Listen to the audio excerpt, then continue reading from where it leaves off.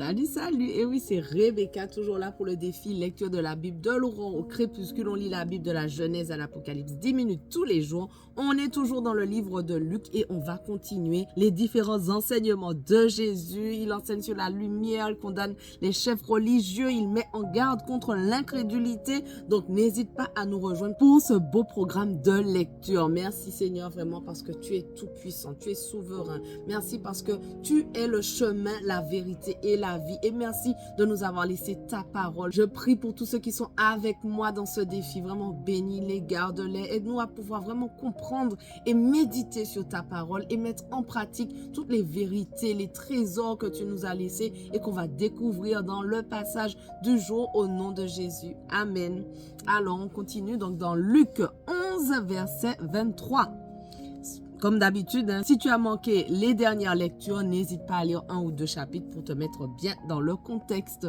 Celui qui n'est pas avec moi est contre moi et celui qui ne rassemble pas avec moi disperse. Lorsqu'un esprit impur est sorti d'un homme, il va dans des endroits arides pour chercher du repos.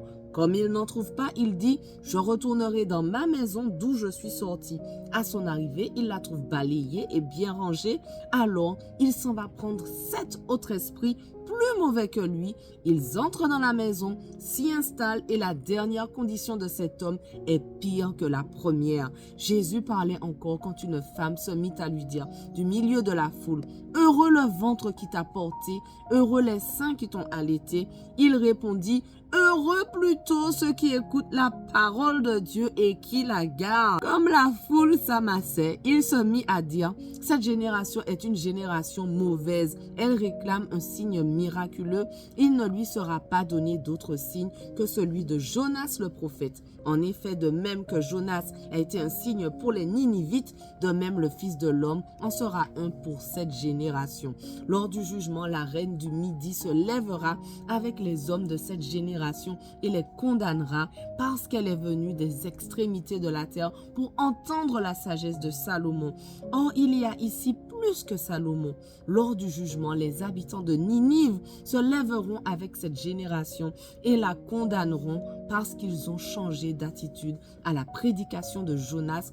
Or, ici, il y a plus que Jonas. Personne n'allume une lampe pour la mettre dans un endroit caché ou sous un seau, mais on la met sur son support afin que ceux qui entrent voient la lumière. Ton œil est la lampe de ton corps. Lorsque ton œil est en bon état, tout ton corps est éclairé. Mais lorsque ton œil est en mauvais état, ton corps aussi est dans les ténèbres. Veille donc à ce que la lumière qui est en toi ne soit pas ténèbres. Si donc ton corps tout entier est éclairé, sans aucune partie dans les ténèbres, il sera entièrement éclairé comme lorsque la lampe t'éclaire de sa lueur. Ouais. Pendant que Jésus parlait, un pharisien l'invita à dîner chez lui.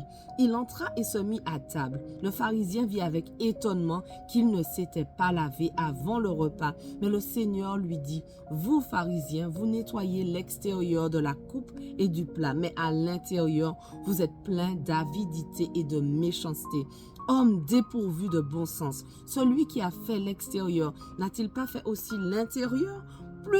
Faites plutôt don de ce que vous avez à l'intérieur et alors tout sera pur pour vous. Mais malheur à vous, pharisiens, parce que vous payez la dîme de la menthe de la rue et de chaque plante et que vous négligez la justice et l'amour de Dieu. Voilà ce qu'il fallait pratiquer sans négliger le reste. Malheur à vous, pharisiens, parce que vous aimez occuper les sièges d'honneur dans les synagogues et être salués sur les places publiques. Malheur à vous, spécialistes de la loi et pharisiens hypocrites, parce que vous êtes comme des tombeaux qu'on ne remarque pas et sur lesquels on marche sans le savoir. Un des professeurs de la loi prit la parole et lui dit, « Maître, en parlant ainsi, c'est aussi nous que tu insultes. » Jésus répondit, « Malheur à vous aussi, professeurs de la loi, parce que vous chargez les hommes de fardeaux difficiles à porter, que vous ne touchez pas vous-même d'un seul doigt. Malheur à vous, parce que vous construisez sur les parce que vous construisez les tombeaux des prophètes que vos ancêtres ont tués. Vous rendez donc témoignage aux actes de vos ancêtres et vous les approuvez, car eux, ils ont tué les prophètes et vous construisez leurs tombeaux. C'est pourquoi la sagesse de Dieu a dit, « Je leur enverrai des prophètes et des apôtres, ils tueront les uns et persécuteront les autres, afin qu'ils soient demandés compte à cette génération du sang de tous les prophètes qui a été versé depuis la création du monde, depuis le sang d'Abel jusqu'au sang de Zacharie, tué entre l'autel et le temple. Oui, je vous le dis, il en sera demandé compte à cette génération.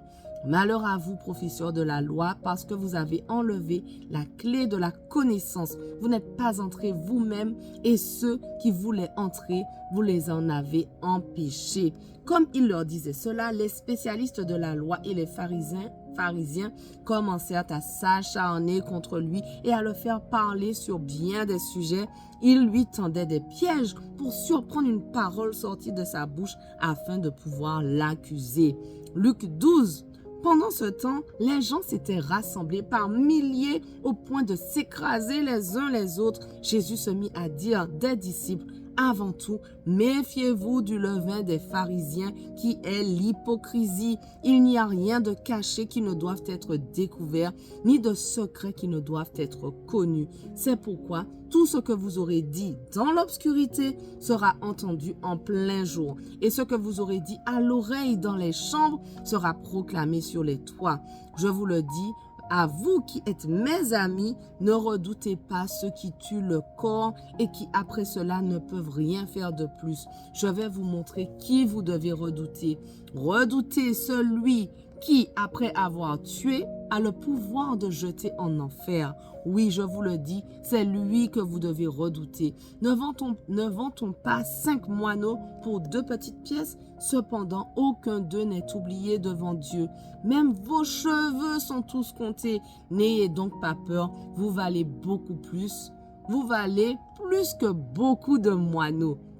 Je vous le dis, toute personne qui se déclarera pour moi devant les hommes, le Fils de l'homme se déclarera aussi pour elle devant les anges de Dieu. Mais celui qui m'aura renié devant les hommes sera renié devant les anges de Dieu. Toute personne qui dira une parole contre le Fils de l'homme, cela lui sera pardonné. Mais celui qui aura blasphémé contre le Saint-Esprit, le pardon ne lui sera pas accordé. Quand on vous conduira dans les synagogues ou devant les magistrats et les autorités, ne vous inquiétez pas de la manière dont vous vous défendez ni de ce que vous direz. En effet, le Saint-Esprit vous enseignera au moment même ce qu'il faudra dire. Du milieu de la foule, quelqu'un dit à Jésus, « Maître, dis à mon frère de partager notre héritage avec moi. » Jésus lui répondit, « Qui m'a établi pour être votre juge ou pour faire vos partages ?» Puis il leur dit, « Gardez-vous avec soin de toute soif de posséder, car la vie d'un homme ne dépend pas de ses biens, même s'il est dans l'abondance. » Il leur dit cette parabole. Les terres d'un homme riche avaient beaucoup rapporté. Il raisonnait en lui-même, disant, « Que vais-je faire? En effet, je n'ai pas de place pour entrer ma récolte. Voici ce que je vais faire, se dit-il. J'abattrai mes greniers, j'en construirai de plus grands. J'y amasserai toute ma récolte et tous mes biens, et je dirai à mon âme, tu as beaucoup de biens en réserve pour de nombreuses années. Repose-toi, mange, bois et réjouis-toi. » Mais Dieu lui dit, « Homme dépourvu de bon sens, cette nuit même ton âme te sera redemandée, et ce que tu as préparé, pour qui cela sera-t-il? » Voilà quelle est la situation de celui qui amasse des trésors pour lui-même et qui n'est pas riche pour Dieu.